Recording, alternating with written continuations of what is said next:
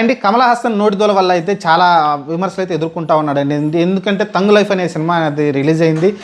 అదైతే దాని ప్రచారం సందర్భంగా కర్ణాటక అయితే అతను వెళ్ళడం చూసాం. అలానే శివరాజ్ కుమార్ అక్కడ మెయిన్ హీరో సూపర్ స్టార్ కూడా ఆయన పక్కన కూర్చోబెట్టుకొని ఒక మాట అయితే అనడం చూసాం.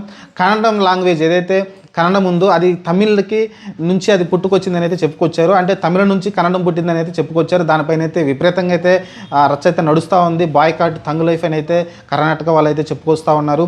ఎందుకంటే మీరు గుర్తుపెట్టుకోండి, ఏదైనా సొంత లాంగ్వేజ్ వేరే లాంగ్వేజ్ నుంచి పుట్టిందంటే అది ఎవరికైనా కోపం వస్తుంది ఖచ్చితంగా. ఎందుకంటే ఇప్పుడు తమిళ్ కూడా తెలుగు కూడా తమిళ నుంచి వచ్చిందంటే ఎవరైనా కోపం వస్తుంది కదా. అలా కాకుండా ఖచ్చితంగా ఆయన రెండు సమాన భాషలే అన్నీ కూడా ద్రావిడ నుంచి బయటకు వచ్చి నేను చెప్పుకుంటే బాగుండేది. లేకుంటే బ్రదర్స్ ఈ రెండు బ్రదర్స్ అని చెప్పుకుంటే బాగుండేది. లేకుంటే రెండు ఈక్వల్ అని చెప్పుకుంటే బాగుండేది. కానీ అలా కాకుండా తమిళ లాంగ్వేజ్ని గొప్పగా చెప్పుకుంటూ తమిళ నుంచి కన్నడం పుట్టిందని ఏదైతే ఆయన మాట అన్నాడో దానిపైన అయితే కర్ణాటకలో అయితే చాలా విపరీతమైన గోల అయితే నడుస్తూ ఉంది.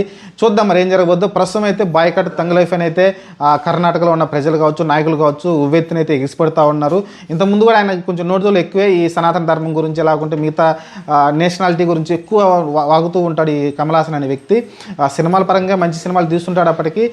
కానీ వ్యక్తిత్వం పరంగా లేకుంటే మిగతా విషయాల్లో నేషనాలిటీ సంబంధించి కానీ మిగతా విషయాల్లో కూడా అంత గొప్ప మనిషి అయితే కాదు నాకు తెలిసి అతని క్యారెక్టర్ కూడా.